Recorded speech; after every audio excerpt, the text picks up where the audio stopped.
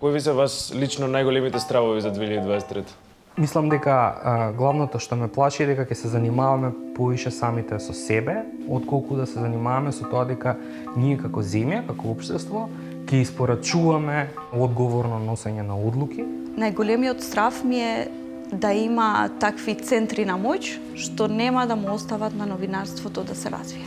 Уште поголем брейн дрейн, никаква промена во условите за работа.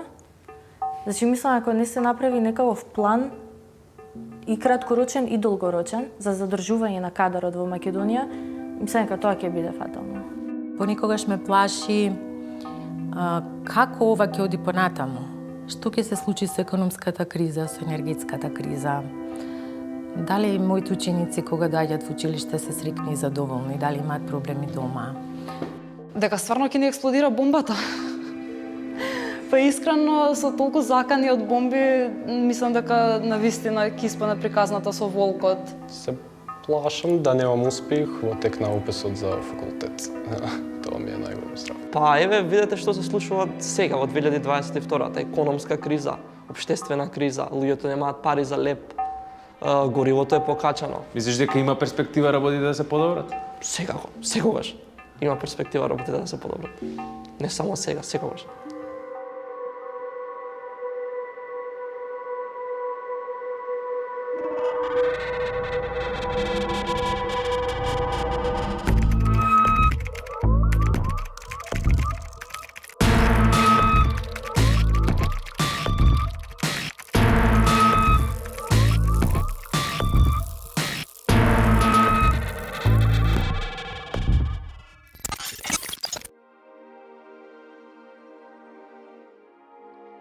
Од Истражувачка репортерска лабораторија, моето име е Давид Илиевски, а вие ја слушате 9-та епизода на подкастот Разговор во редакција. Овој пат не јас грешив, затоа што на големо липче си напишав 9-ка, за Горан да не поправа после дека била друга епизода.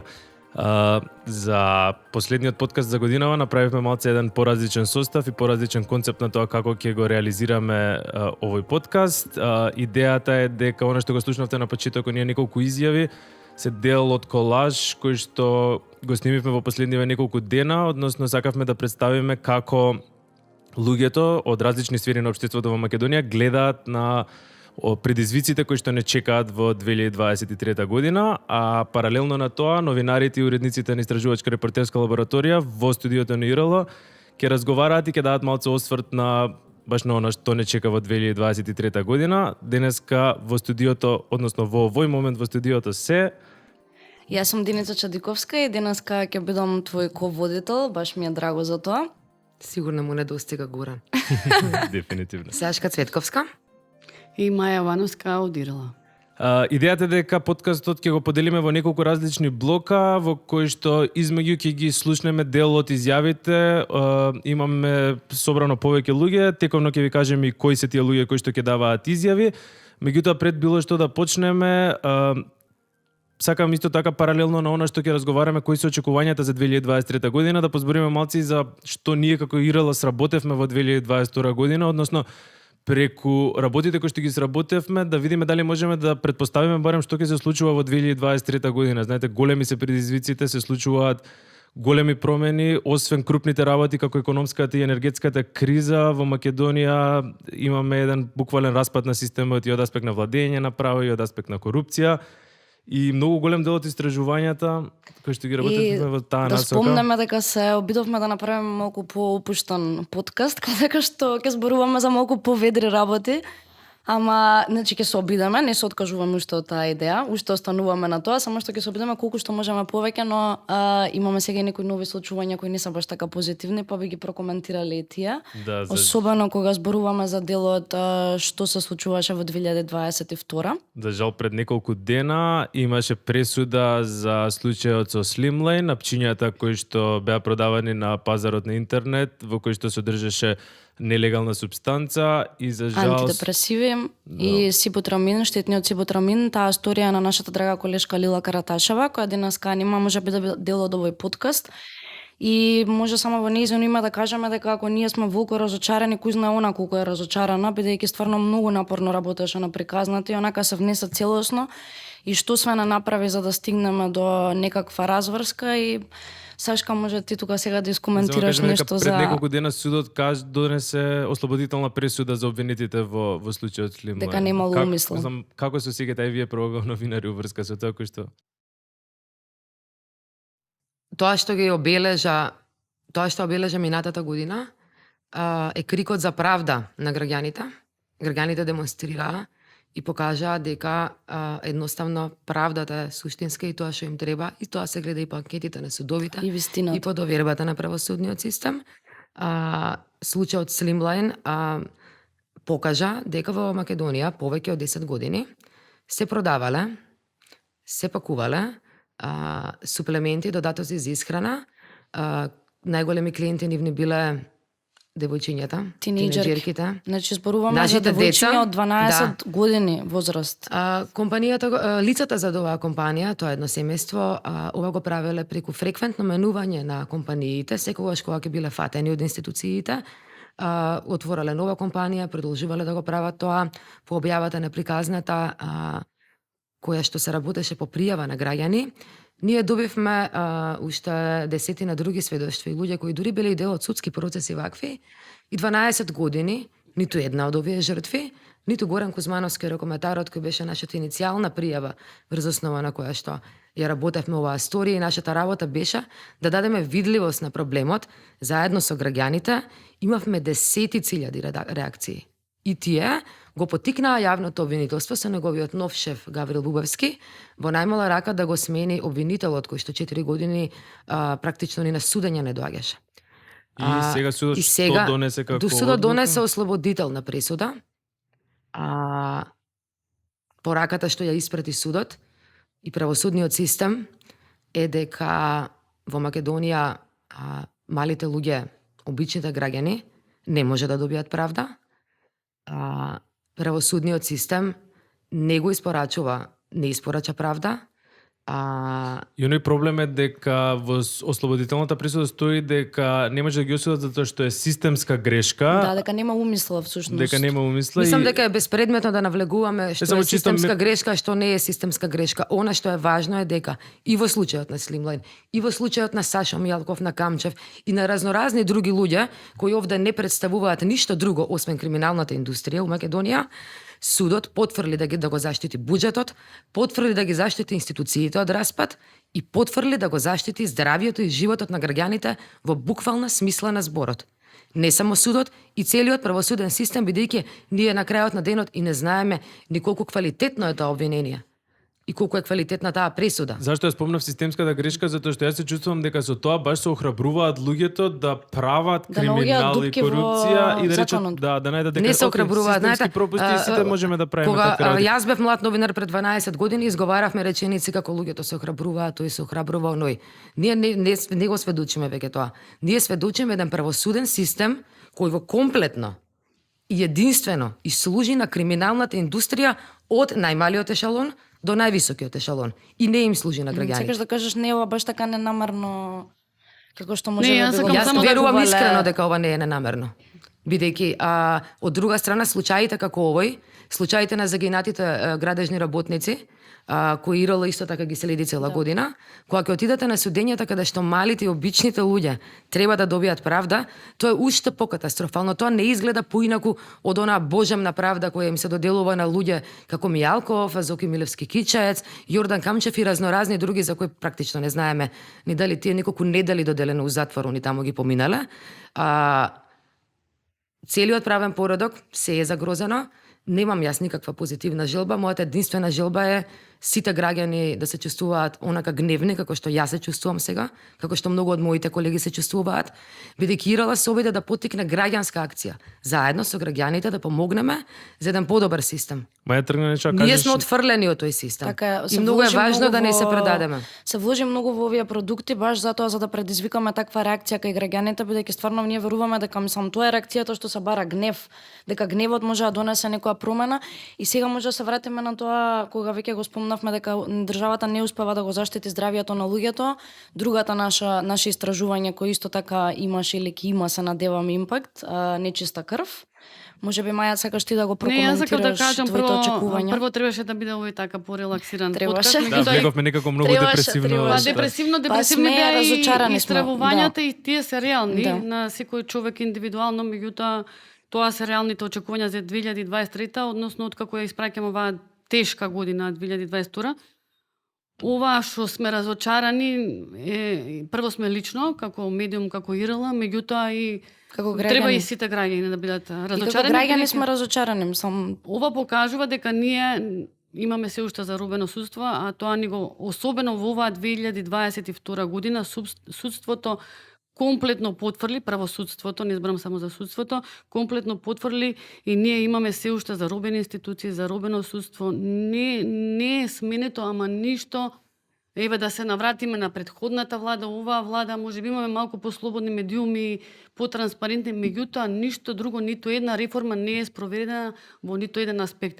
Верувам дека низ подкастот ќе разговараме и за други теми и за други проблеми, меѓутоа ова гневот на Сашка, се надевам дека понатаму кај граѓаните некако ќе прирасне во некоја борба, акција. Сакам граѓаните да го запамтат ова име.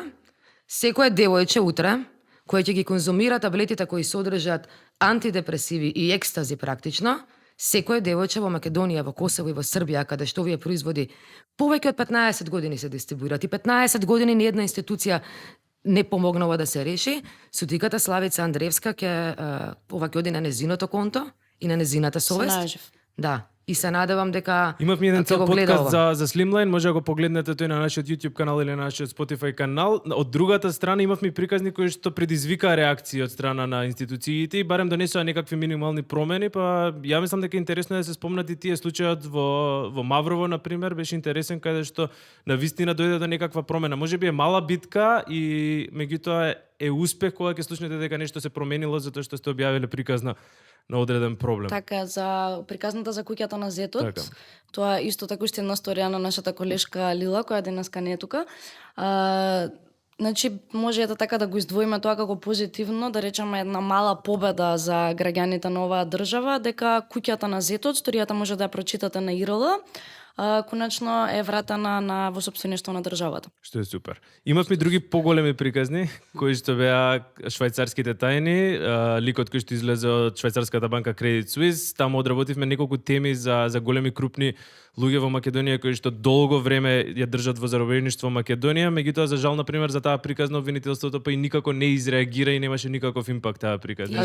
Да, знаете зошто? Тие се тие луѓе кои кажеме криминалната индустрија по цена да бидам тужена, бидејќи јас овој суд не го ни признавам веќе.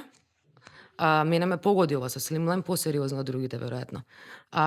Тие се тие луѓе и од швајцарски тајни, таа криминална индустрија на едни полулуѓе, на едни мафијаши, кои во животот не направиле ништо, освен што користеле државно спонзорирани сделки за да го стекнат своето богатство и оде да ни се продаваат како големи бизнисмени кои вработуваат луѓе. Тоа се тие луѓе, јас доаѓам од работничко семејство, кои што ги уништија со ништата, кои што им донесоа стресови, болести и смрт на моите родители, на родителите на мојата генерација, кои толку многу луѓе, моите пријатели кои се во 90% иселени, тоа се сите тие луѓе. И правосудниот систем е тој кој потврди да ги казни на време. Имавме 200.000 работници кои плачаа на улиците во 90-тите и никој не ги заштити.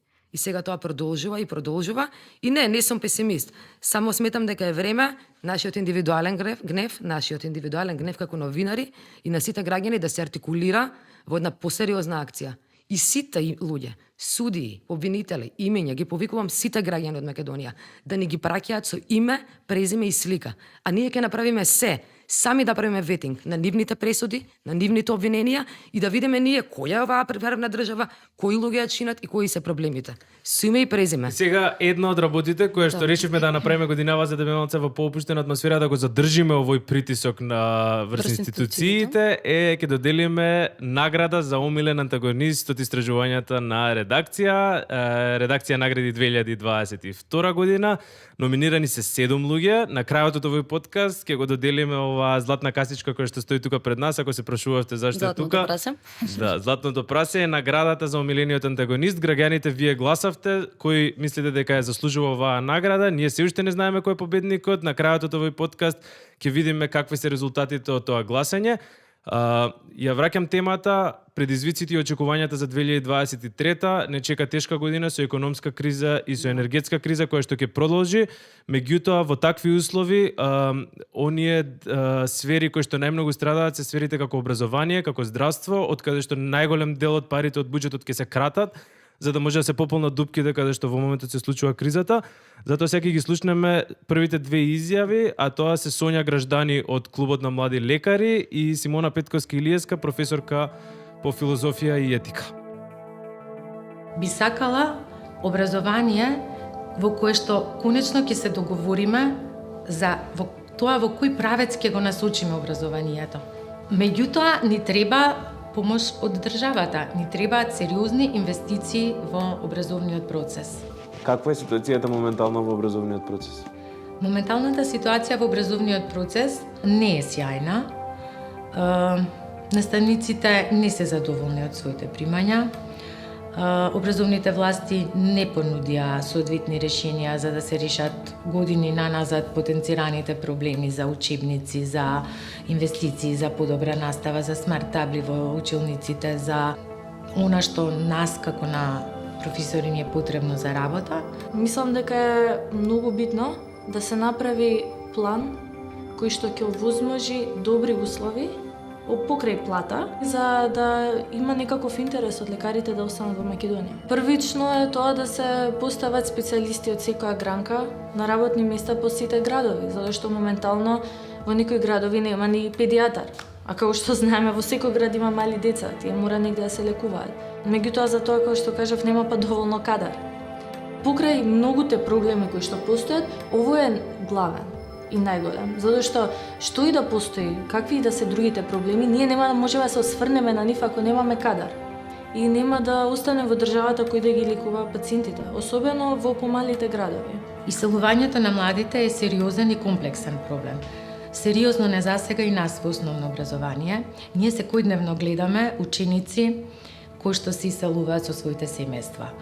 И навистина е сериозен проблем, заради тоа што сакаме да градиме образовни политики и процес образовен, меѓутоа младите заминуваат. И во 9-то деление, кога ќе ги прашате каде ќе се запишете деца, што сакате да бидете, што сакате да учите, сакаме да учиме нешто што ќе ни овозможи живот и работа во странство.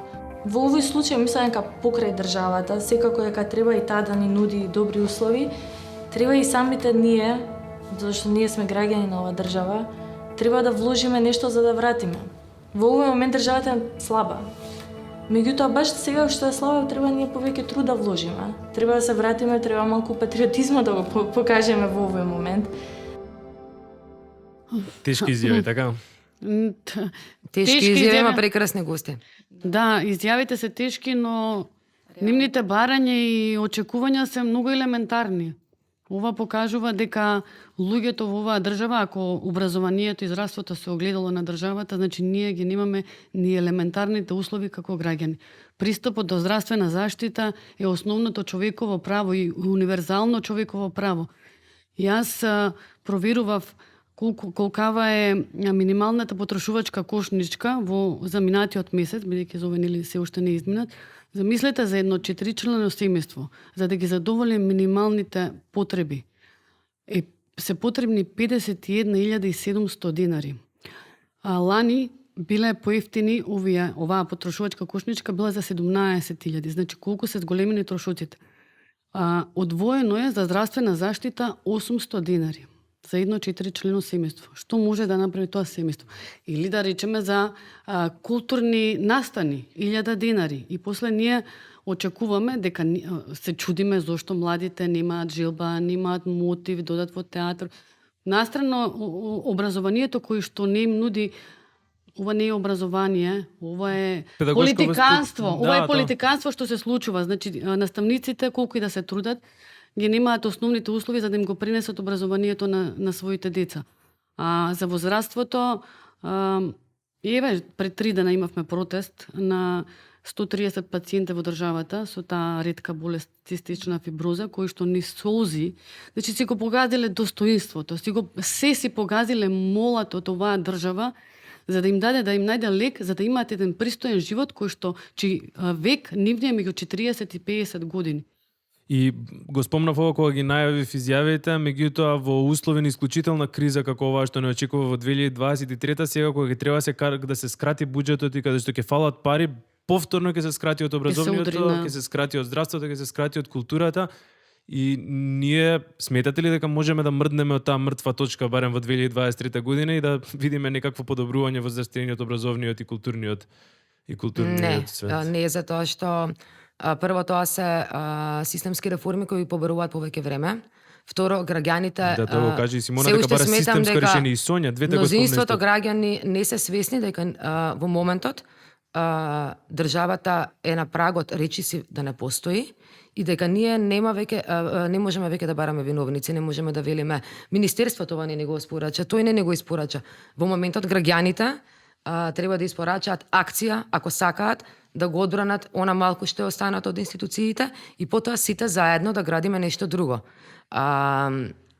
Ја верувам, се уште верувам, само посакувам повеќе граѓани да се љути, повеќе граѓани да се гневни и тоа да го артикулираме во една општа акција во која ќе ги одбраниме сериозно нашите институции. Со тоа што тука другата контратеза е затоа што кога го правевме интервјуто со Сонја Граждани, на пример, исто во она спомна дека очекува од младите лекари и од генерално од лекарите баш сега да го дадат тој напори да пробаат да извршат притисок врз институциите за да може да се случи некакво подобрување во условите во 2023 година.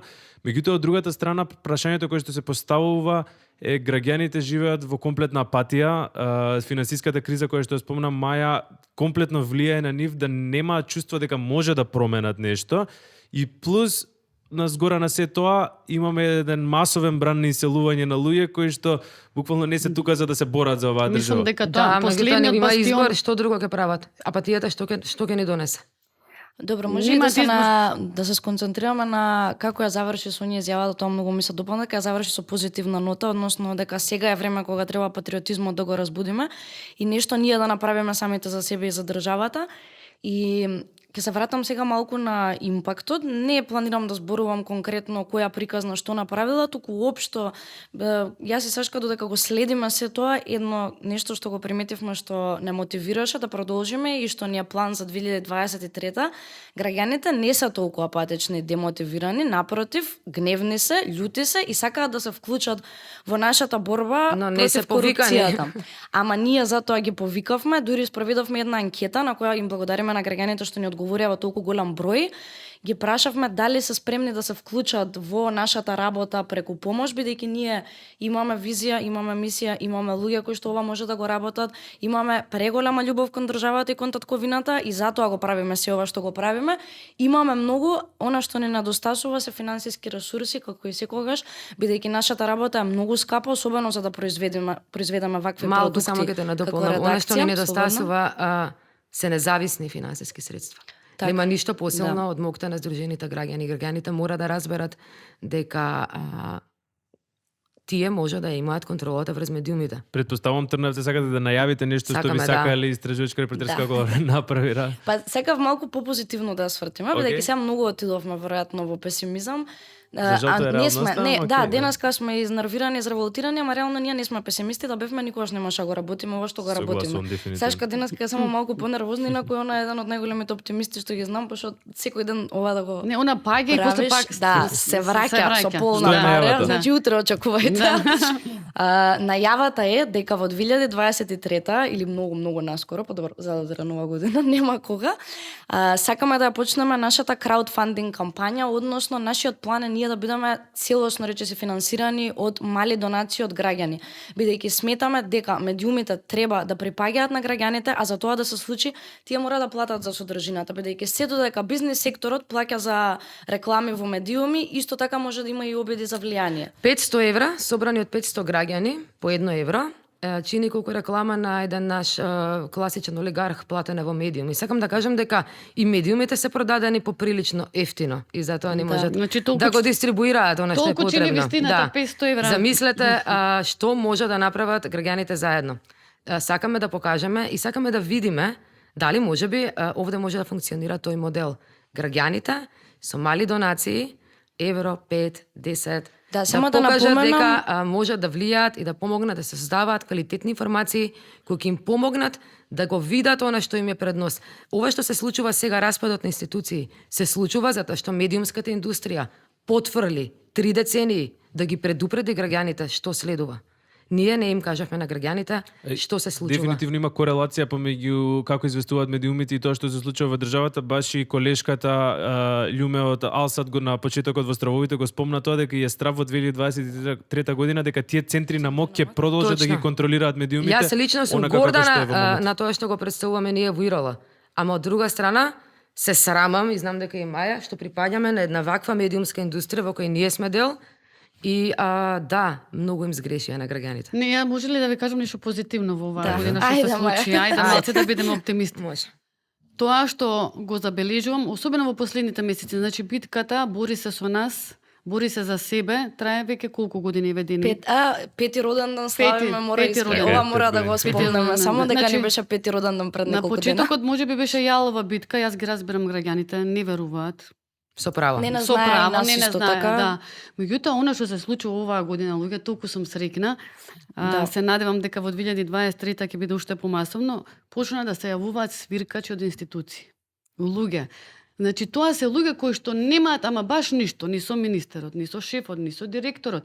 Тоа се луѓе патриоти кои што ги спомна Сонја, кои што работат со години во таа институција и се охрабриле, макар и тоа толку тајно, завиено, се сретнуваме на во некои тесни сокаци, важно значи се отвори охрабруваат, Пандорината се кутија. отвори од различни институции кои што гледаат некако проработило и во нив некоја надеж, Значи добро е кога ќе слушнеш дека и граѓаните од институциите кои што кои работат се немаат интерес, немаат никаков интерес. Се охрабруваат, Значи, сепак а и има они реално позитивни имаат интерес работи. затоа што и за нив им смета да живеат во такво корумпирано Па им, општество. па им смета Дефинитивно. работат во таква институција, нивните деца живеат, сакаат да И пред останат се се тука. граѓани, мислам, покрај тоа што го работат и каде Да. работат, пред се сите ние сме граѓани, тоа е нашата мотивација. Само извини, нешто многу важно да кажам за краудфандингот.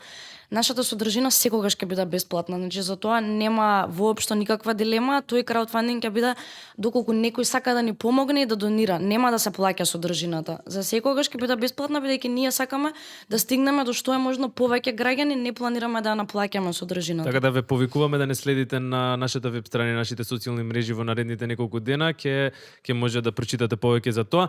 Пред да преминеме на следниот сегмент, само уште кратко сакам да ги спомнеме неколку од работите кои што Ирола ги има работено во последната година и малку претходно да речеме, кои се во насока на здравството и на образованието, кои што се теми кои што мислам дека стварно се вредни и буквално изложуваат како корупцијата влијае на овие системи да бидат на нивото на кое што се. Еден од нив е учебниците. Маја, ти беше уредник на таа приказна заедно исто така со Лила, која што пак ќе кажеме не е тука за жал, Да, многу ни е жал за Лила, мора да знае колку ја сакаме, колку ни е жал. Да, Лила многу што не може успешна да работа оде. заврши годинава. Да, оваа година младата Лила има 23 години и веќе како и многу луѓе овде на кои ние сме горди, бидејќи ова место собира млади и талентирани луѓе како вас. И додека уште ги имаме и уште нека да се иселат, помогнете им, донирајте ни и поддржете ја нашата работа. Тоа се случи со учебниците кратко само и уште една работа, сега ќе ја нафрлам, е другата страна на темата, не е образовниот систем, е здравствениот систем, а тоа беше приказната нечиста крв која што предизвика огромни реакции, меѓутоа и претходно работевме серија на приказни кои што беа делото на пандемско профитерство во делот на државниот здравствен систем, во делот на лажните маски кои што се продаваа на пазарот, во делот на лажните тестови кои што се продаваа во систина, така да ако треба вака да го заокружиме на кратко 2022. Па што да се окружиме, ја не знам дали уште учебниците се доставени до учениците. Па некои се ги видовме. Некои се со грешки. Ние ќе продолжиме да истражуваме за јавните набавки во Министерството за образование, малку тој сектор, тој сегмент кажи ни за тие што не ја прочитале. Па ништо. Во две реченици. Па еве насловот кажува како се стокми тендерот за учебниците до 5 значи, оделенија. учениците останаа без учебници. Да, тендерот беше доделен, како што беше доделен и оваа пријава беше направена од пријава од граѓани кои што револтирани и кои што учествувале и со право беа револтирани и кои што не успеле да го добијат тендерот и ние навлеговме во процедурата, во документацијата која што била нели за тендерот и докажавме дека всушност тендерот треба да го добие одредена фирма и тоа и се случи. Уште една позитивна работа што може да ја кажеме, сега ме потсети маја кога спомна дека е пријава од граѓанин, дека особено приметуваме последнава година дека речиси сите приказни кои не се успешни и кои предизвикаа некакви општествени промени доаѓаат од пријави од граѓани. Реакции, добро. Доаѓаат од пријави од граѓани, затоа многу сме им благодарни на граѓаните што ни пријавуваат и да ги мотивираме да продолжат тоа да го прават, мислам без нивните пријави. И следната година во фокусот на нашата работа ќе биде здравство, образование, правосуден систем и енергетика, бидејќи нашата работа во ковид пандемијата покажа како мали групации на лукративни луѓе ќе се обидат и успеваат да извлечат предност во криза. Сега имаме нова криза. И во оваа криза имаме групи на луѓе кои повторно бараат предност да профитираат и ние будно ќе ги следиме сите нив од еден до последен, но на ова ќе се приклучат и други наши акции. Сакаме да знаеме, не можеме да имаме добро образование или добро здравство со медицински факултет, што бренд е брутален непотизам, например. И други некои приказни за кои се надеваме ќе ме помоши од клубот на млади лекари и од други Сонја го спомна тоа од клубот на да. млади лекари не влезе во овие изјави, меѓутоа додека го правевме интервјуто баш рече дека едно од работите кои што мора да се смени е да има меритократија во системот, во здравствениот систем, меѓутоа кога ќе погледнеме реално во ниеден систем во Македонија нема меритократија, каде што секаде владе ако го познаваш некој, ќе те вработат. И ако знаете за случаи во кои што здравјето на граѓаните се доверило во рацете на помалку компетентните, на добро поврзани студенти и млади лекари кои не добиле вработувања, наместо некои квалитетни, пишете ни, ќе биде тоа едно големо семено стебло што ќе го работиме. Како што кажа, ја би додала да него вашиот живот да него даете во рацете на доктор кој што нема лиценца за соодветната дејност која што ја врши. Да. Нешто најавуваш како што најавува, да. Како што полека како што И исто да порачаме дека ако сте сериозно министерство ќе се потрудите да проверите дали докторот или болниците кои добиваат тендери во стотици милиони имаат лиценца да бидат лекари. Глобала сакаме да кажеме дека ќе продолжиме да истражуваме, многу време трае дечки. Мора да други да не чека, дека се надеваме на позитивен исход од нашите приказни. Значи ве прекинувам затоа што немаме време. Како што кажа Сашка, ИРЛ ќе продолжи во наредната година да ги следи овие теми кои што се образование и здравство и кои што сметаме дека се важни, меѓутоа она што ги обединува овие теми и она кое што е заеднички проблем на сите овие работи е корупцијата. Имаме сега серија изјави од страна на Миша Поповик од Институтот за демократија Соција Сивилис, Фатлиуме Дервиши, новинарка колешка од телевизијата Алсат и председателот на Република Северна Македонија Стево Пендаровски. 2023 година ќе биде година во која што овие контроверзи кои што ги гледаме на крајот на 2022 година ќе предизвикуваат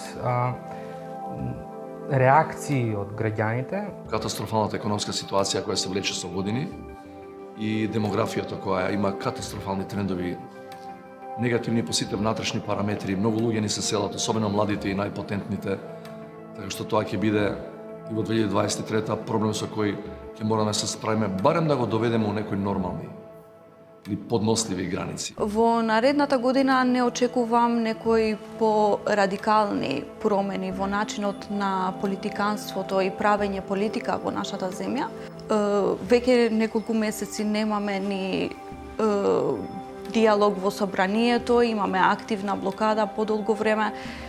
За тоа, за да има излезност од политичката криза, треба да седнат и да разговарат за суштинските проблеми. Јас мислам дека ниту една политичка гарнитура од 91-а, кога сме независна држава до денес, не одговорила на потребите на граѓаните на начин како што одговараат, да речеме, просечните европски демократи. Најголемиот дел од проблемите за Македонија оваа година, следната година и годините кои доаѓаат ќе бидат во она што не е моја изворна надлежност. Корупцијата е една од нив. Ако сакаме да имаме вистински чекори кон подобро во борбата против криминалот и корупцијата, треба да донесеме некои закони кои подолго време беа најавени, како законот за ветинг, второ законот за потекло на имотот. Доколку имаме напредок во борбата со криминалот и корупцијата, нормално довербата на граѓаните врз системот и врз институциите би растел, но последните случувања не ни дават многу надеж и во оваа поле.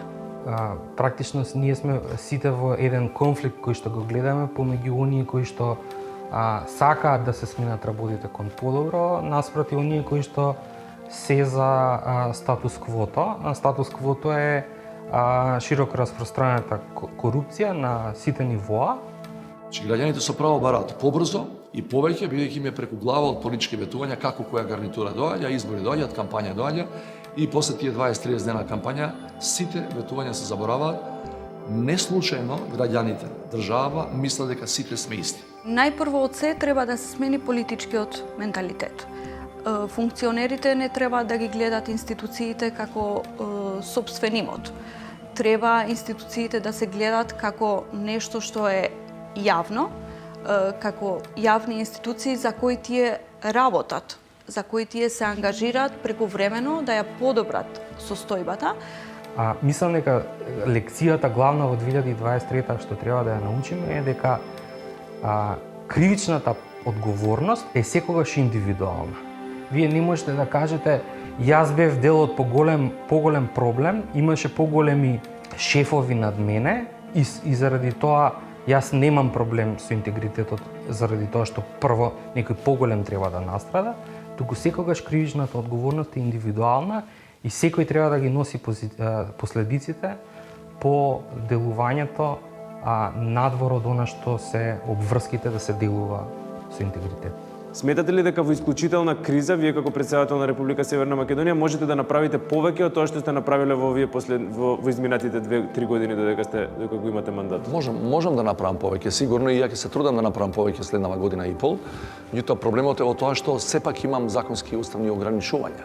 Знаете, интересно е, некои други политички институции жестоко реагираат ако им влезете во нивното формално поле не на интерес, туку на надлежности. И да не се добри, и да трпат критики од граѓаните, ќе па што па сега председателот ми се меша која ова моја надлежност.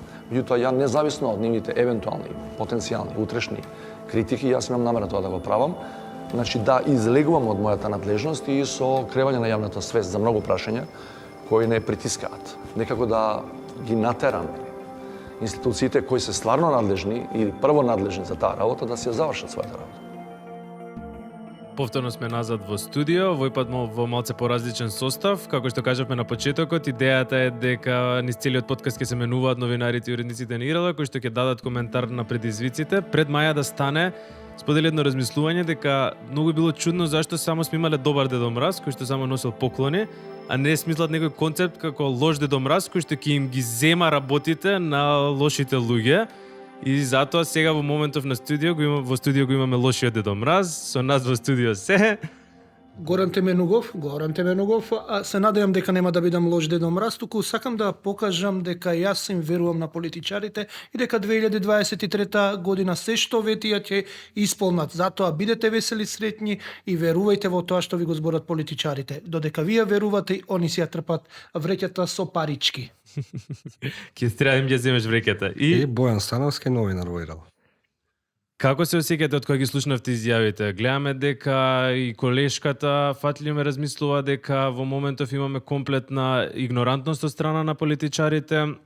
Од друга страна, Стево Пендаровски, председателот на Република Северна Македонија, вика дека од почетокот од независноста до денес не сме имале политичка гарнитура која што воопшто била заинтересирана системски да ги реши овие проблеми. Има ли надеж во 2023 година? Ајде, Дедо Мраз. Пробајте по-позитивно. Ајде, првин, ти Боки биди позитивен, јас сум лошиот Дедо Мраз, па ќе бидам понегативен, така што ти прв. Добро, колешката Љуме кажа тоа што, мислам, ја отсликува реалноста, кроз тоа што го прави, најверојатно известува и од собрание и за политички теми. Искрено да те кажам, изјавата на председателот ми е као гледам што се случува, ама ја немам што да направам, сега тоа е до институциите. Тотална девастација. тотален, не знам, иако Деница рече бидете по-позитивни. Не, пробајте, реков. Или пробајте да бидете Еве, по-позитивни. вака, види, еве, позитивно. Пробај да најдеш нешто позитивно во црнилото. Ама еве, ајде да пробаме да најдеме нешто позитивно, не знам што е позитивно, ама... Пример, револтот на граѓаните, тој може да ни помогне. Па тоа го Нашиот зборевме револт. некако, ама ја искрено пак ќе се навратам. Тргнавме правиме позитивна емисија, ама многу е тешко да ги најдеш позитивните работи, особено кога се случува ваков распад на системот буквално. Ако гледаме тоа све што се случува во моментот во Македонија од аспект на корупција, од аспект на владење право, одговорност никој не сносува. Миша Попеви го спомна тоа. Има ли индивидуална одговорност во државава или само го гледаме тоа како некој голем колективен проблем?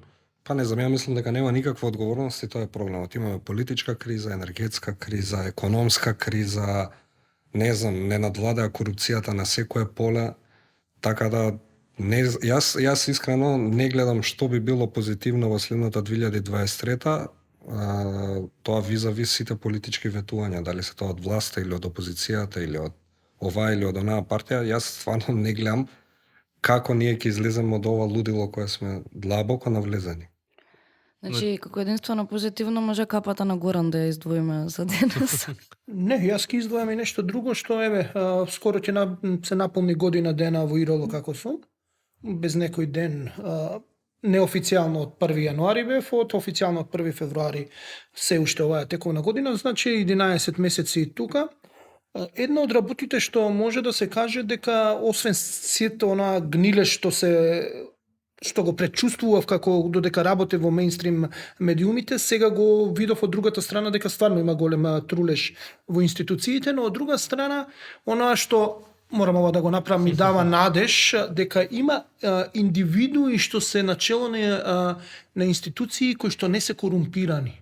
Значи, се уште има такви лица, такви персони, кои што си ја работат честно работата и еве, за година дена не сме добили информација дека прават алаш вери, што би рекле, дека се дел од некоја шема, дека едноставно имаат некој товар криминален или коруптивен за себе.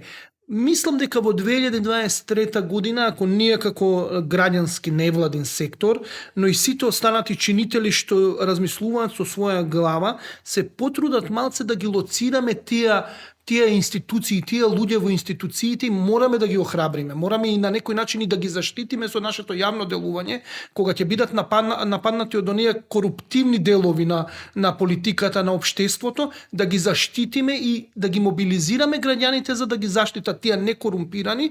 Мислам дека може 2023 година да биде малце посветла од оноа што сега го представуваме. Интересно е, сакаш да кажеш дека треба да ги лоцираме институциите каде што има потенцијал да се работи и да се направат некакви промени. И кога ќе видат другите институции дека нешто действува.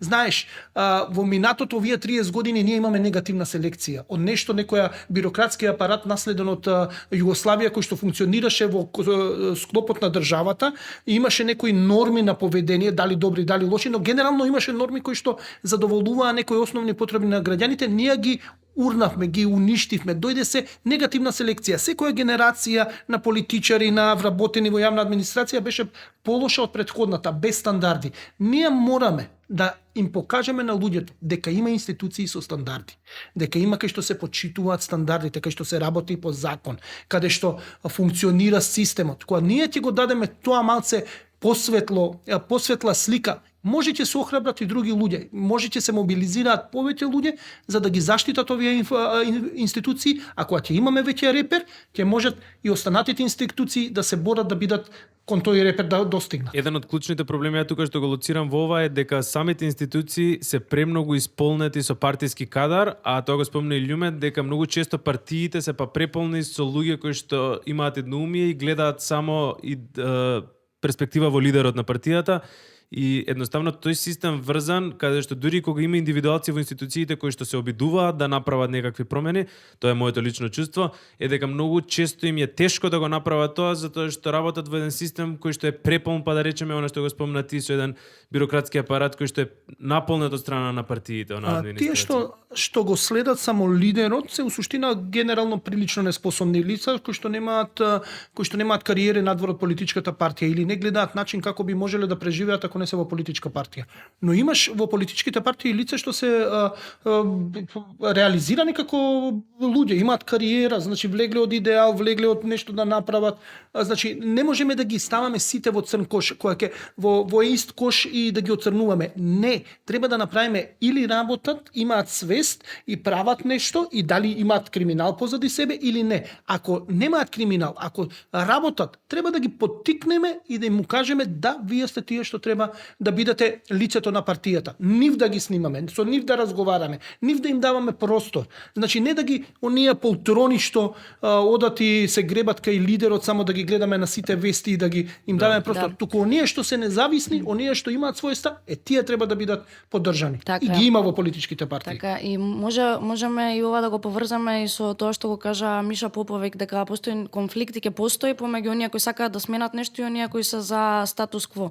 Бидејќи тие кои се за статус кво, односно за широко да продолжи корупцијава да влада, нив им одговара да се молчат уште работите и да бидеме апатични и демотивирани. Ама добро, во суштина се дека не се казни корупцијата и организираниот криминал. Се додека не им се покаже на одредени луѓе кои делуваат коруптивно кај им е местото од страна на државата и правдата, нема да имаме ни економски раст, нема да имаме ни енергетска независност, нема да ги имаме основните параметри за подобрување на животниот стандард. Така да се додека, како да кажам, јава корупцијата и организираниот криминал и низ институции и низ државата, нашата иднина е загрозена од дневно политички препукување на партиите кои веќе стана и толку невкусни и грди и не се ни за следење. Од разговоров кои што го имаме сега со вас и претходно со Сашка и со Маја, можам да заклучам дека во 2023 година искрено не можеме да очекуваме некакви промени во правосудниот систем и не можеме да очекуваме дека оние луѓе кои што сгрешиле ќе бидат осудени и ќе можеме да видиме некаква индивидуална одговорност наспроти генерализирање на проблемот, дека се е системски и сегде е проблемот. Па добро, ние гледаме случаи каде што е така, случајот Slimline. Гледаме дека ако е направена, еве да речеме, евентуална очигледна измама на обичните граѓани, на младите девојки, на оние кои сакаат да ослабнат со такви препарати, а судот Ја не го тие да се разбереме. Јас сакам да ослабнам, ама не судот не го препознава како измама, него како системски пропуст, тогаш не сме далеку сме од вистинските шини и очекувањата може да бидат тука доаѓаме до председателот, ако се мешам во работата ќе бидам нападнат. Интересно е, судот констатирал системски пропуст. Па судот со своите пресуди треба да го коригира системот и неговите пропусти. Затоа судската власт е независна и е власт каде што со своите одлуки укажува дека системот, односно пресуди, укажува не функционира и дека законодавецот треба да ги менува законите за да немаш пропусти. Значи во иднина секој може да го направи исто така и да се повика на систем. Да, го спомнавме тој преска. Плюс пресудата ќе биде пракса која најверојатно ќе се следи во иднина од другите судови. И тоа ако стане пракса, пропушти судот можноста да исправи системски пропуст. Тука е проблемот, затоа не одиме напред. Ама добро, ајде да почекаме, можеби не е правосудно.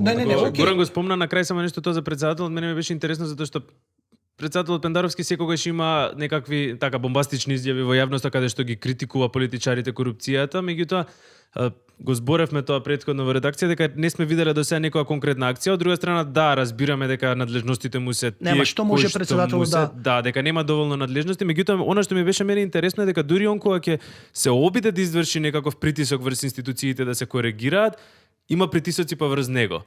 И тоа го кажува во интервјута, баш кажува дека дури тие притисоци некогаш доаѓаат директно кон него, како некој од институцијата ќе му каже зашто ми се мешаш сега, меѓутоа од друга страна има и као ние те гласавме, ние те предложивме, ајде се оставине. Мене ова ми беше многу шокантно затоа што таман ќе биде и вовед за економија за после тоа. Така. Ги спомнав ревизорите, значи и председателот зима пари од буџетот, се финансира од буџетот, тоа што се носи во собрание. Исто така, на пример, и Државниот завод за ревизија добива одобрение за вработување од Министерство за финансии. А Државниот завод за ревизија е алатка на собранието за да ја контролира сите 1300 владини институции, у суштина државни институции, не владини државни институции.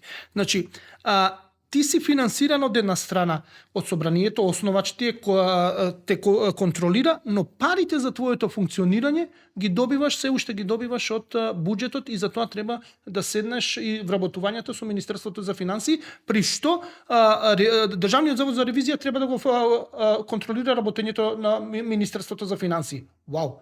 Ме сеќаш? Исто е со председателот. Парите да има вработување, да функционира, за сето тоа ги добива од собранието, односно треба да се изгласаат парите.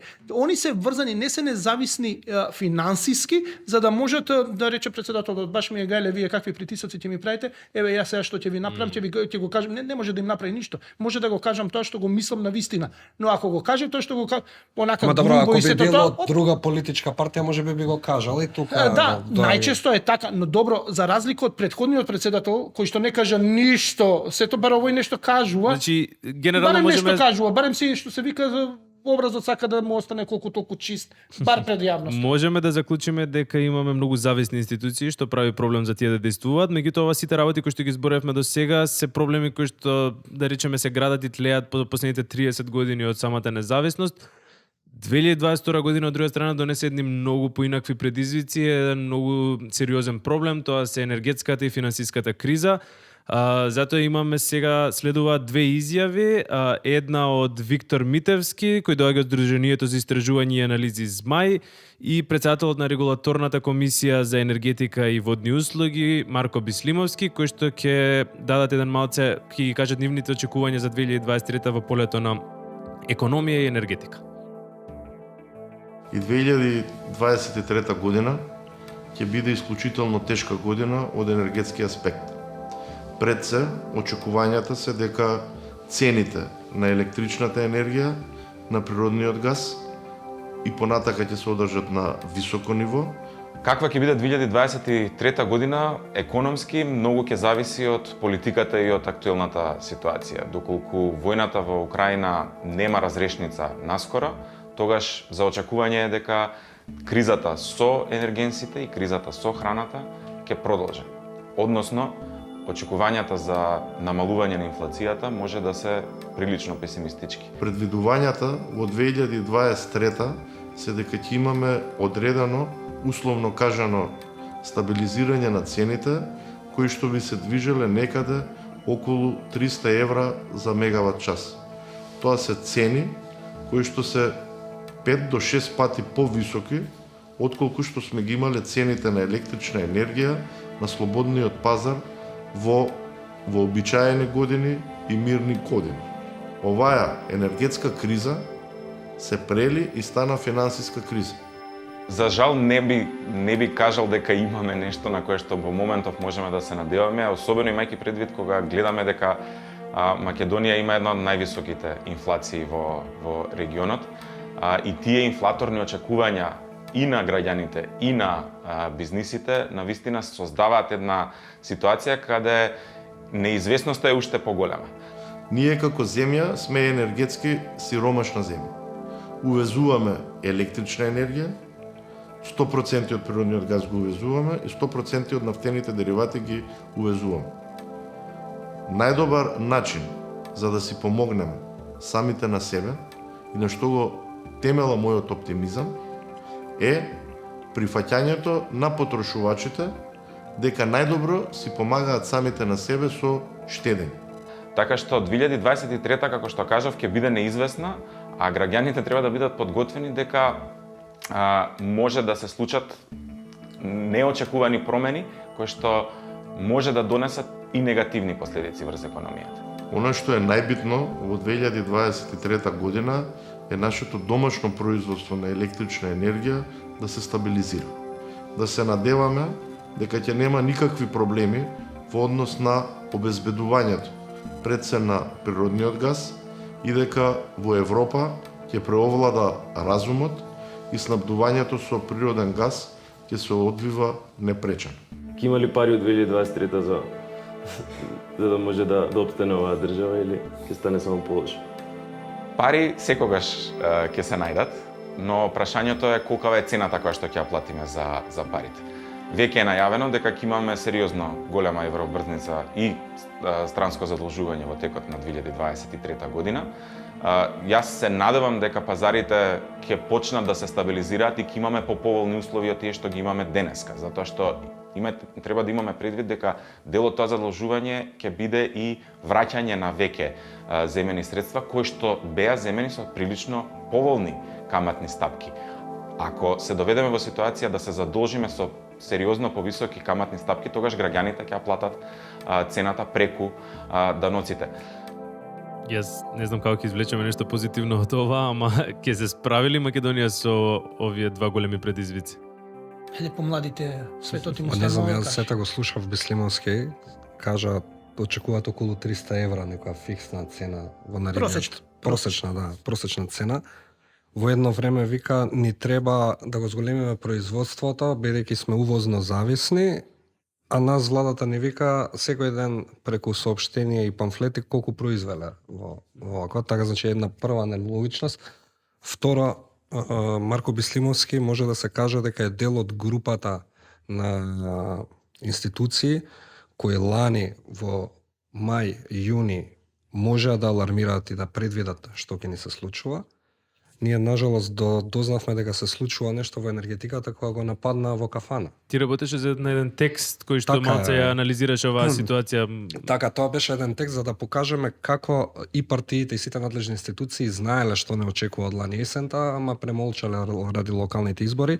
И точно нападот врз Марко Беслимовски, директорот или председател на регулаторна комисија за енергетика, го откри тоа што не следува. Зошто? Затоа што дел од фирмите кои тогаш увезуваа струја влеча од мрежата на МЕПСО, не ги плаќа и не ги подмирува врските, а цените па на берзите растеа уште од мај и јуни и тоа се кјутеше. И сега многу е лесно вака да седнеме, да му земеме изјава и да каже што треба да очекуваме, да го послушаме, да штедиме сите. Да, сега тоа ќе да прашам, како би искоментирал ти изјавата за штедењето? Еве, пример, дали мислиш ние тука не накитивме вистинска елка, гринчови бевме, дури не ги ставивме сијаличкиве за подкастот. Мислиш дека ќе придонесеме со се ова? Може би имаме многу камери, може требаше со две камери. Може на еден микрофон јас си Горан да зборевме вие на еден, не знам. Па не знам дали ќе ве собере. Не знам. Пробајте. Да, ајде да штедиме. Тоа најверојатно само тоа ни Како ја останува. коментираш изјавава за штедењето? И па не, ние сме свесни дека треба да штедиме.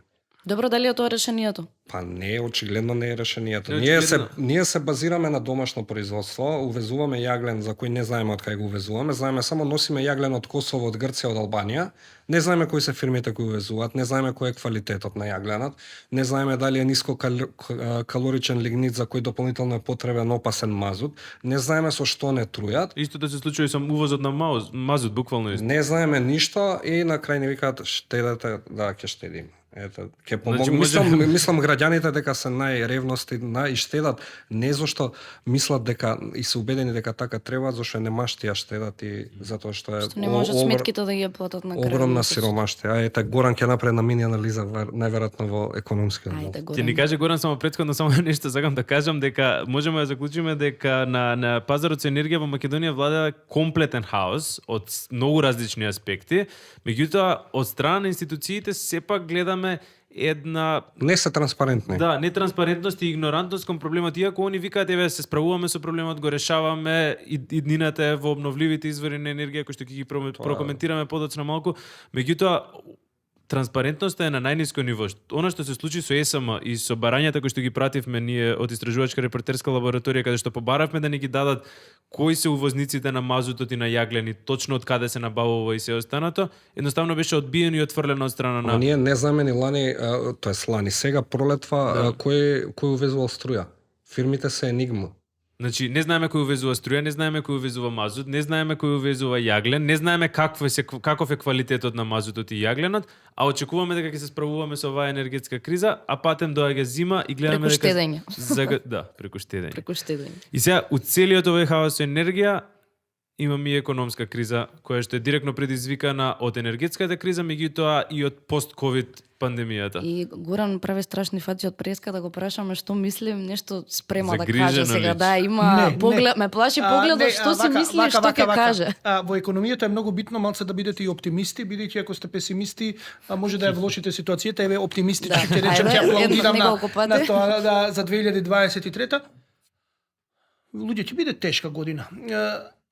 И треба да бидеме подготвени за тоа, да енергетската криза веројатно ќе се стабилизира, ќе паднат цените, тоа го кажа и Марко Бислимовски на дневната на електрична енергија, значи цените што во одреда кога ќе има сонце, бидејќи се градат многу фотоволтаици, не само кај нас, туку и во регионот.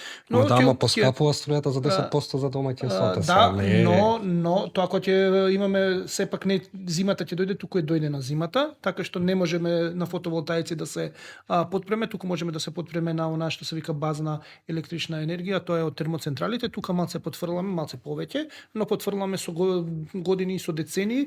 Тоа треба да го поставиме и прашањето за либерализацијата, како дојдовме до тоа дека секогаш една мантра што и ја имавме во минатото дека либерализацијата е најдобар модел, секогаш може да се најде струја на слободниот пазар и не треба да инвестираме и да вложуваме во домашното производство, па се види дека во криза треба да се инвестира дома. И енергетската криза само е мал дел од економската криза. Ние ја гледаме енергетската криза бидејќи ни доаѓа на сметките, повисоки сметки ја чувствуваме, но инфлацијата не е заради енергетската криза, само заради туку има подлабоки корени. Ковидот влијаеше многу на тоа. И ковидот, но јас она што го викам, ова може влече и од 2008 година, нерешената тогашна финансиска криза, кога никој што не одговараше, едноставно се извлекува сите што беа причинители за таа криза и тие едноставно се ужива во благодетите и не поднесува цена за тоа што трилиони долари се фрлија за спасување од таа криза. Мислам дека тоа е ова што ни се случува сега е и ковидот и последици од големите економски нерешени работи во минатите 10, 15, 20. Голем дел, многу е измешано. Премногу околности, но мене она што сега морам да го поздравам професорот Борче Тереновски, се надевам нема да ми забележи во еден неврзан муабет што ми даде една информација. Тоа е дека ние кризата можеби е голема, но ние не сме научени да штедиме, но не ние граѓаните, туку владата не е научена да штеди. И јас не се плашам дали ќе имаме пари, туку јас се плашам тие пари што ќе ги имаме, ќе ги потрошиме безцелно. Професорот Борче Треновски, како што спомнав во една неврзана дискусија, ми каже дека имаат направено истражување, се надевам дека нема да му направам штета што објавувам вака, направено истражување дека 17% може помалце пари да се потрошат, а исто да не функционира јавната администрација. Што значи тоа? 17%. Да. Значи имаме 100 работника во јавната администрација, комотно можеме да ги намалиме трошоците за 17% и тие 100 работника истите услуги ќе ни ги дадат. Нема да имаме никакво губење на квалитетот на услугите. Значи да намалиме. Значи имаме неодговорно трошење на пари. Се губат 17% од парите, едноставно не добиваме услуга. Огромна бројка е, особено кога станува збор за администрација. 17, се множете тоа. Да. Значи ние да ги намалиме за 17% трошоците, ние ќе добиваме исти услуги. Ме сеќаш, тоа е неверојатно. Добра порака за колегите новинари и за нас е дека во следната година мораме да извршиме поголем притисок и да пратиме како ќе се трошат државните пари, кои што ги нема. Ние тоа го повикуваме цело време. Проблемот пари секој она што се вика државата секогаш ќе најде пари, вака или така. Проблемот е како се трошат. Она што неодговорното трошење во минатото сега доаѓа, минатото не е од пред 10 години, минатото и до минатата година. Првото стегање на ремен, релативно стегање на ремен е оваа година, 2020-22. 21 не беше стегање, ковидот не беше стегање, пред ковидот не беше стегање, не се намалуваше јавниот долг, едноставно реформите економски, вистински економски реформи и стегање на ременот заврши со заминувањето на Тевдовски од позицијата министер за финансии во владата на СДСМ, а после тоа се што дојде е сосема друга политика, сосема друга визија, сосема друга политичка мантра, каде што само се зголемуваат трошоците, а не се гледа како ќе се намалат. Така што ќе биде тешка година, не знам како ќе се справиме со оглед на тоа, посебно ме загрижува што имаме континуирана политичка криза. Тоа И никогаш не тоа што престанува. да, ама вакво неодговорно однесување и од власт и од опозицијата е буквално она што го зборам цело време, таква негативна селекција е направена во државава што не можеме да се спасиме од тоа. Значи секој политичар, наредната генерација политичари се полоши и полоши од претходната. И пак на крај корупцијата, Па без тоа е тоа, со корупција нема се економски раст. Се полоши. Тоа е невидено, се надпреваруваат кој да биде полош од претходниот. И сега нас од 2023 година не чека економска криза која што дури може да биде и пострашна од онаа во 2008 според некои Вика дека предвидувања. и 2024 ќе бидат вистински одсек ќе се плаќа. Да, а ние ќе влеземе во предизборија наредната година и повторно Така е. ќе има некои припукавања на политичко ниво во кои што никако нема да бидат застапени вистинските потреби на граѓаните. Значи, се што ќе направи оваа влада на поле на реформа и на поле на да го подобри владењето ќе биде до мај-јуни наредната година 2023. Една година пред тоа почнуваат предизборието и почнуваат да се фокусираат како да ги добијат изборите во 2024. Тука веќе нема ни реформи, ни борба, нема ни стегање на ременот, туку напротив пуштање, па подкупување овде, па овие да бидат задоволни.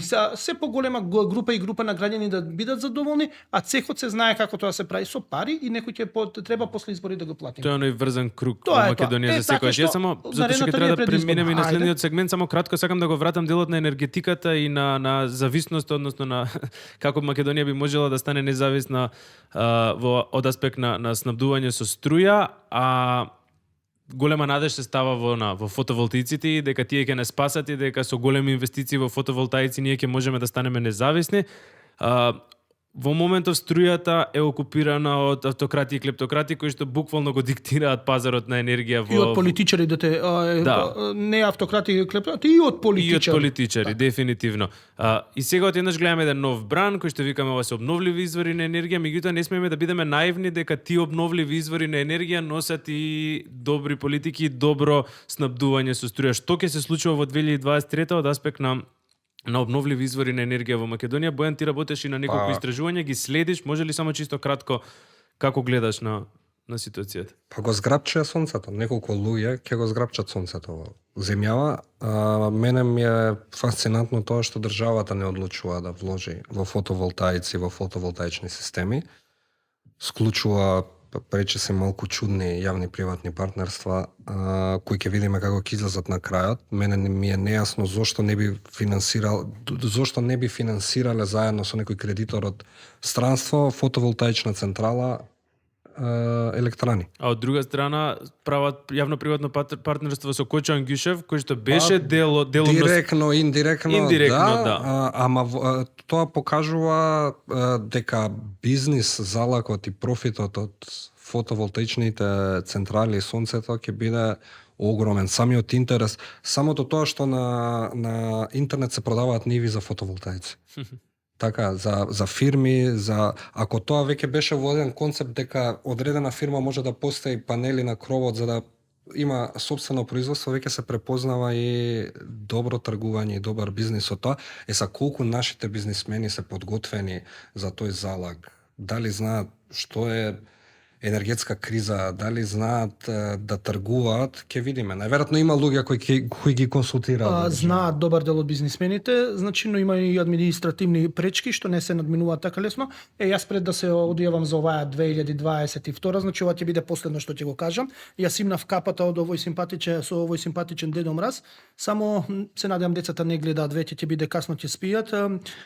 Не верувајте во Дедо Мраз, возрастните да не веруваат, децата нека продолжат, возрастните нека не веруваат во Дедо Мраз, туку нека веруваат дека може да променат нешто самите. Значи мора да се мобилизираме конечно како граѓани, да почнеме да действуваме и да дадеме поддршка на сите што се за борба против корупцијата. Сите од најниско до највисоко ниво. Секој што ќе пројави желба да се бори, мора да добие поддршка и да се сплотиме околу тие луѓе и да им дадеме поддршка. Значи ние треба да бидеме Дедо Мраз за тие луѓе што сакаат да се борат со корупцијата. Секако и ние да се бориме, но мора да се сплотиме и да дадеме резултати, барем да се види нешто на подобро во 2020. И да штедиме.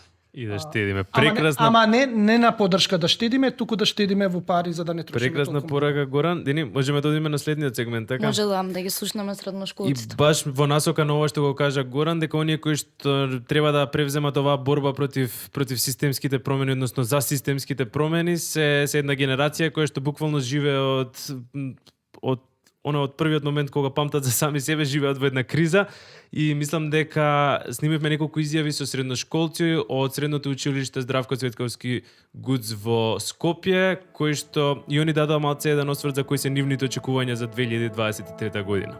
Па искрено, ако сакате да ви кажам, јас сакам да останам во Македонија, за разлика од моите соученици кои иднината повеќе ја гледаат во странство, јас сакам да останам во Македонија, бидејќи сметам дека државата може да се поправи. Сакам да се одселам од државата, но не во овој период. Планирам понатаму да се одселам од државата. Да, скоро сите се иселуваат и сакаат да се иселат кои не можат сега моментално. Па дури мене ме навлекуваат на тоа, но пробувам да се задржам да останам во нашата држава. Да, сакам да се запишам на факултет, ама не ќе видам тоа во Македонија. Планирам да се вратам во Русија и да продолжам со факултет таму. Не за тоа што државата е лоша држава, туку мислам дека нема доволно да ми пружи мене. Јас мислам дека за мене би било многу позгодно да одам во друга држава. Па искрено јас се осеќам лошо.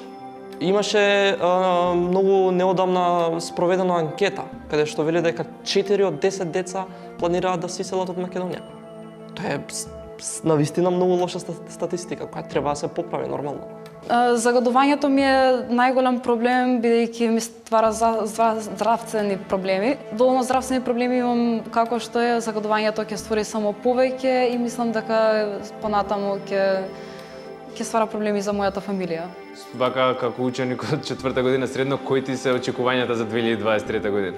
Па искрено за 2023 година пред се сакам да сме само здрави и живи, да престанат овие тензии околу бомбата и пред се да се запишам на факултет. Очекувањето во 2023 година најпрво ми се образованието и наставата да продолжи во најнормален тек, бомбите да престанат, а да заборавиме и на ковидот и на маските.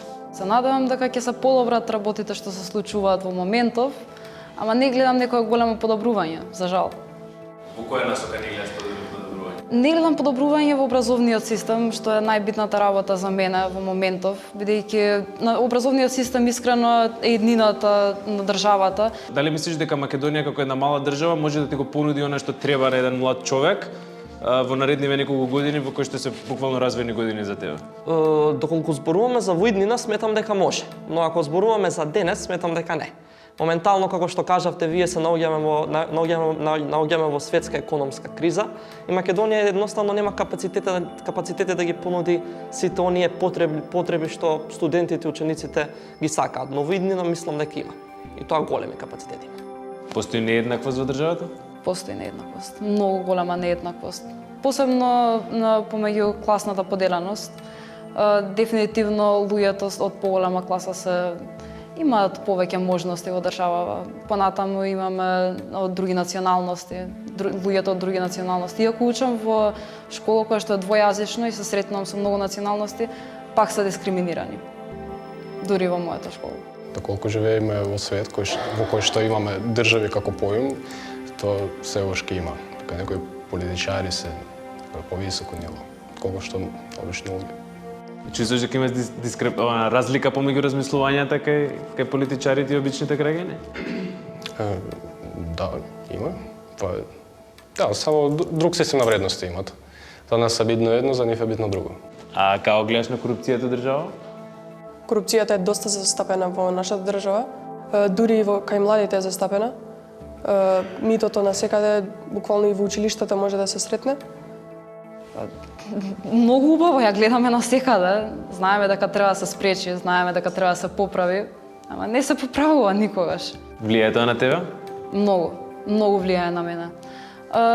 Стриктно во основно влијаеше премногу на мене со тоа што мито имаше насекаде, дури мали деца, замислете од 13-14 години, на професори им дава поклони, им дава пари за да добијат повисоки оцени, а ние што бевме во пониската класа, ние си бевме задоволни со тоа што ќе остане за нас. Искрено мене овој сегмент највеќе впечаток ми остави дене. Да, и ме растажи некако. Малце поразличен состав имаме во студио, Дедо Мраз го испративме и сега со нас се Ивана Настеска, новинар во истражувачка репортерска лабораторија. И Дајана, новинарка во ИРО.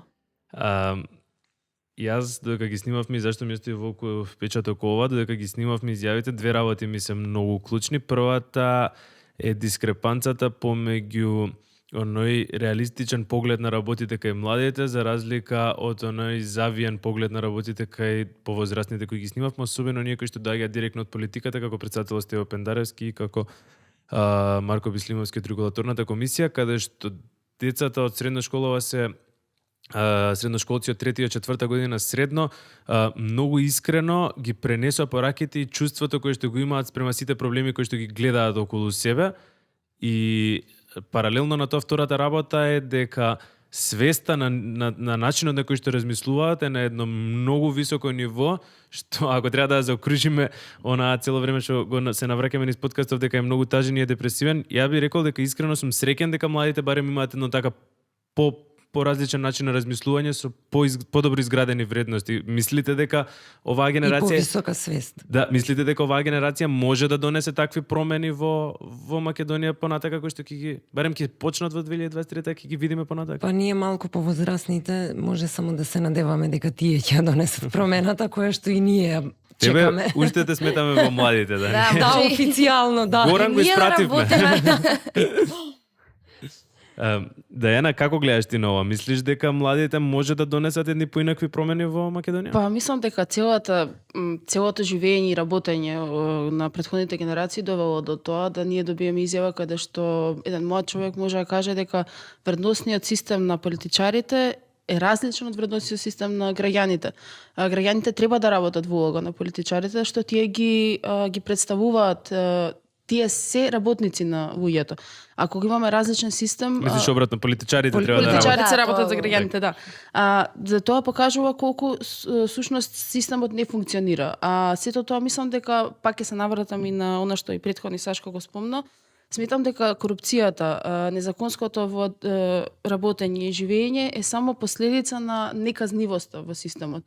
А додека не почне да се казнува, нема да можеме ништо да смениме. А овие луѓе, односно младите луѓе, се почетокот затоа што прво го детектираат каде е проблемот, а казнувањето би требало да дојде после ова. Само што интересно е ако сте изненадени од овие изјави и како средношколците гледаат на ова и колку они уствари имаат длабоко разбирање и разбираат во целост разбираат корупцијата. Ние имавме едно предавање како Ирало во Владо Тасевски пред неколку месеци. Основно училиште во Скопје. Да, во основното Владо Тасевски и таму имаше на предавањето деца, значи од 6-то одделение до 8-то одделение, тоа се стварно сам деца се средношколците, ги се малку повозрасни.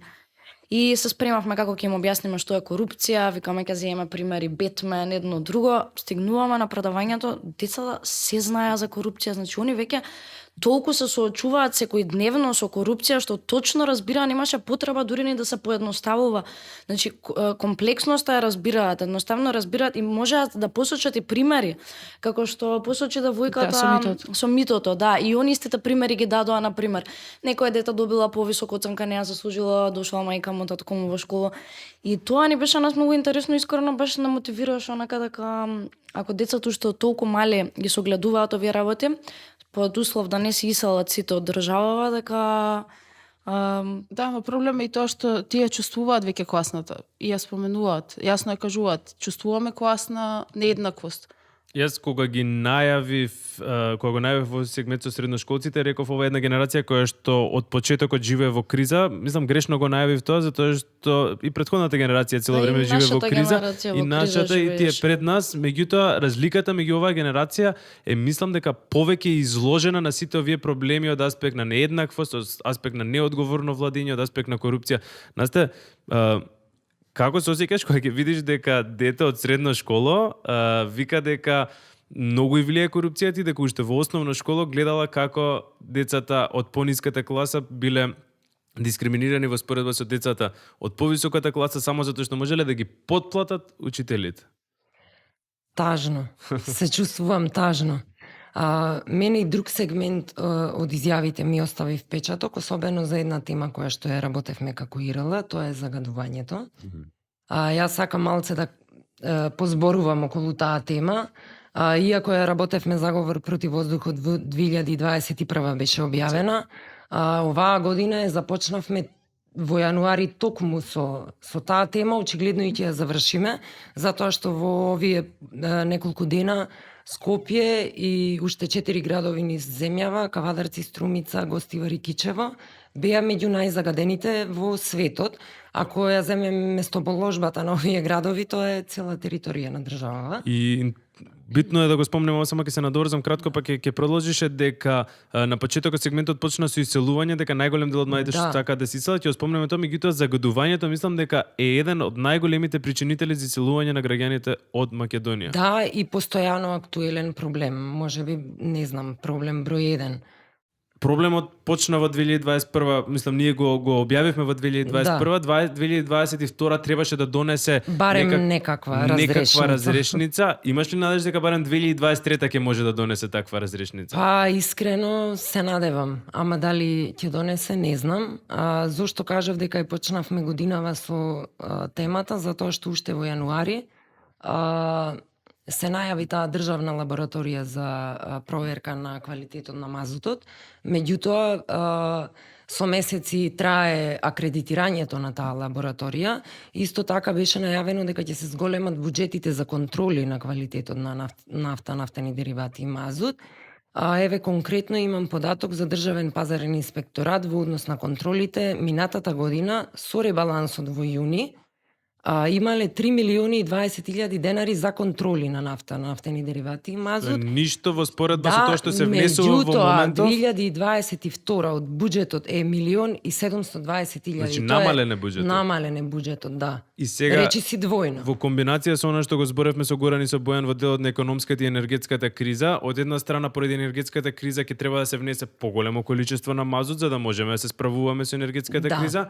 Економската криза ќе наметне повеќе намалување на буџетот во делот на инспекторатите, значи ние само одиме со пониски контроли, со помалку транспарентност на тоа што знаеме каков мазут се внесува, значи можеме да очекуваме дека во 2023 ќе видиме дури полош хаос во делот на загадувањето. Можеби, јас и ти работевме на сторијата кога надлежните признаа дека на сметка на животната средина, со тоа и на сметка на здравието на граѓаните, нели се активираше ТЕЦ Неготино како дел од решението за енергетската криза и тогаш се набавија 180.000 тони мазут за да работи ТЕЦ Неготино, а тендерот го доби еколошки контраверзната РКМ.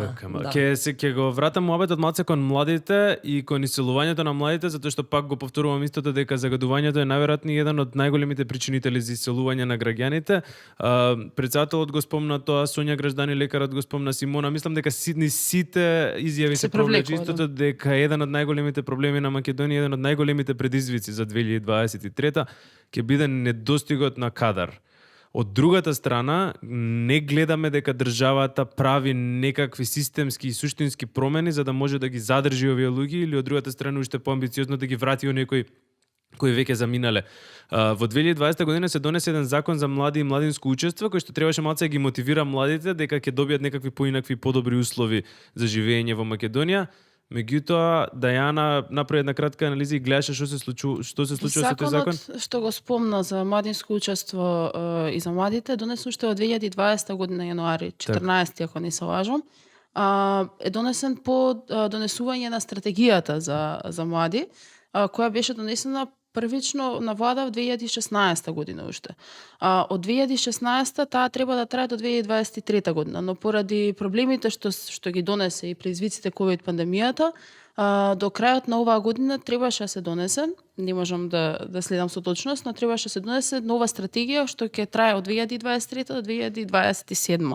А од оваа претходнава ништо не се спроведе. Да, од претходнава некако јас се чувствувам уште млада, не почувствував некоја промена позитивна, можеби грешам, можеби. А и со самиот закон имаше дека треба да се оформи национално собрание, дека таму треба да учествуваат младински организации, дека треба да има и треба да се представат младите и во општините преку младински совети. Мислам, опфатен беше законот и имаше многу различни аспекти. До реализацијата некако стои. Барем така мене ми делува во место како да тапка и ние можеме да имаме некаква законска регулатива или некаква рамка на некаква стратегија, се додека не почне имплементација на таа стратегија, секако младите ќе размислуваат за иселување, а веќе имаме и некоја бројка, прочитав неофицијално, од 700.000 раселени лица, ако не се лажам, од Македонија. Да. Беа некои неофицијални бројки тие, меѓутоа застрашувачки. Како ќе ги вратиме тие ако овие млади имаат намера и овие да излезат од земјата? Да, ама законот треба да се донесе прво на хартија, па после во пракса. Законот од јануари 2020 е веќе 3 години се поминати. Од тогаш, ама останатите одредби мислам не е целосно. Ништо не се спроведува, не е целосно, да. ниту на хартија. А од друга страна донесено. очекуваме дека кога ќе ги слушнеме средношколците ќе имаат некаков позитивен фидбек за тоа како се чувствуваат во Македонија како млади. Па имаат луѓе. надеж. Само има некој од нив. Да, тоа е интересно, дека голем дел од нив баш и рекоа дека чувствуваат дека има потенцијал државата, меѓутоа дека во моментов не гледаат некакви промени. Ќе мора да го завршуваме тука овој дел, затоа што веќе поминавме доволно време, следува доделувањето на наградите, односно редакција награди 2022 година. Насти Дајана, ви благодарам уште еднаш за разговорот и идеме на доделување награди.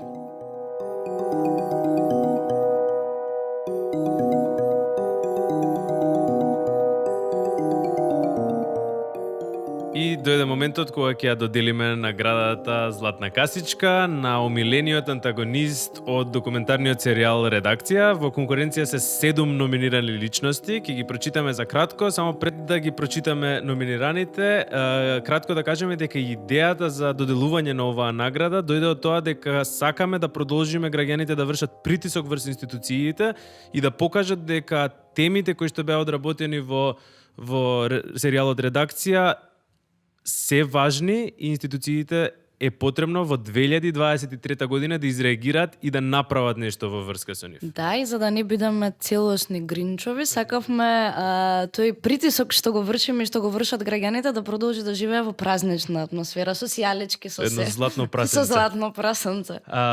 Првиот номиниран е Ванчо Чифлиганец, собственик на градежната компанија Dora Engineering. Бизнисмен, политичар, банкар и филантроп, човек кој безусловно сака да им помага и да им прави добро на луѓето, или во зборовите на академик Владо Камбовски, Ванчо е творец, Ванчо е бог. Номинацијата за оваа награда е за улогата во документарниот филм Изгубени во премерот, истражување кое покажа како градежната компанија Dora на граѓаните им продавала станови со помала квадратура од онаа запишана во имотните листови. Вториот номиниран е Жан Митрев, кардиохирург и собственик на клиничката болница Жан Митрев. Медицината не може да биде бизнис, вели доктор Митрев. Номинацијата за оваа награда ја добива за документарниот филм Нечиста крв. Истражувањето покажа дека со помош на купени титули, државни пари и длабоки конекции со политичкиот естаблишмент, докторот профитирал за време на пандемијата, лажејќи дека го има магичниот третман за COVID-19. Третман кој се покажал опасен по живот. Третата номинација оди за Илија Срезовски, собственик на компанијата Евротим, во соработка со Кочо Ангјушев, поранешен вице-премиер за економски прашања, и Изудин Ахметлич, собственик на босанската компанија Hifa Oil. Ова трио го чинат компанијата на босанскиот олигарх кој продава опасен загадувачки мазут, македонски локален предприемач кој го купува и македонскиот вице-премиер за економија кој што преку својата позиција и контакти овозможил да се реализираат вакви сделки.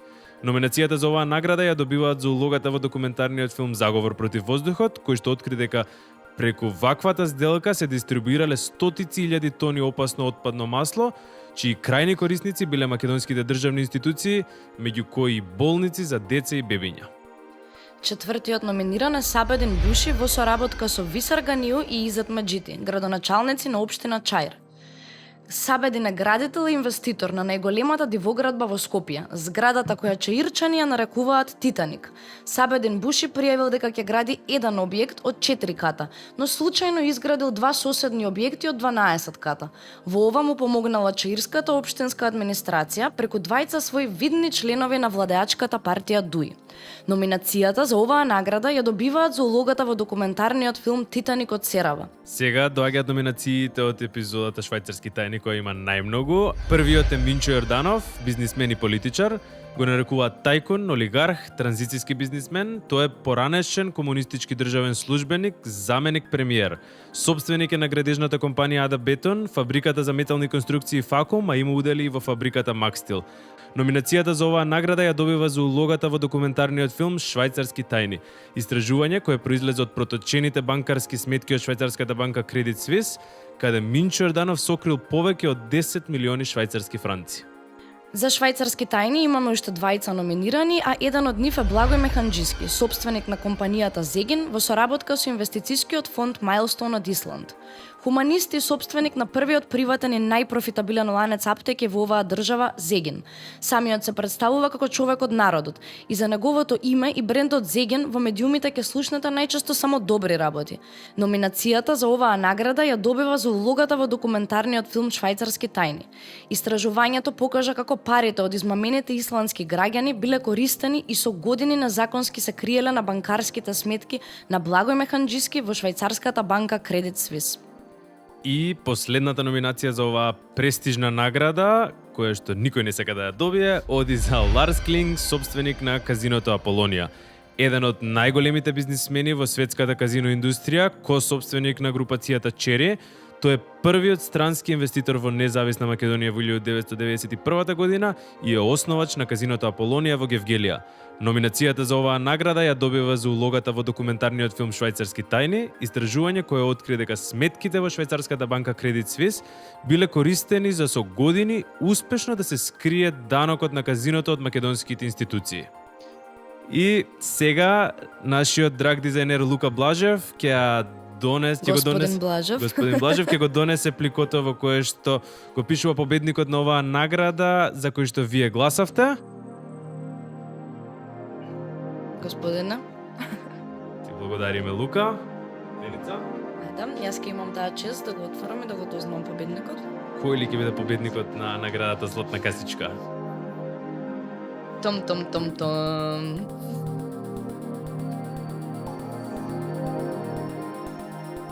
Со убедлива победа, наградата ја добива докторот Џан Митрев за епизодата Нечиста крв. Еден аплауз и конфети да летна. Па не знам дали е баш за аплауз, сепак ова е наградата која што никој не сака и никој не треба да сака да ја добие. Така е. И се надеваме дека со оваа награда баш ќе ги обесхрабриме другите дека не треба да И не само тоа, бидејќи уште чекаме да видиме што ќе се случи со случајот Нечиста крв, се надеваме дека оваа награда ќе биде показател еден до институциите, дека граѓаните ќе продолжат да вршат притисок, бидејќи Жан Митрев победи со убедлива победа, мислам дури немаше ни простор тука за надпревар. Значи се надеваме дека ќе тоа дека наградата покажува колку им е значајно на граѓаните овој случај кој што покажа еден комплетен хаос во здравствениот систем и во болницата Жан Митрев, да добие некаква разрешница во наредната година. Обвинение требаше да има до крајот на годината, меѓутоа уште не се случува. Чекаме на обвинителството да видиме што ќе се случи во 2023, така да тоа е една порака до институциите од страна на граѓаните.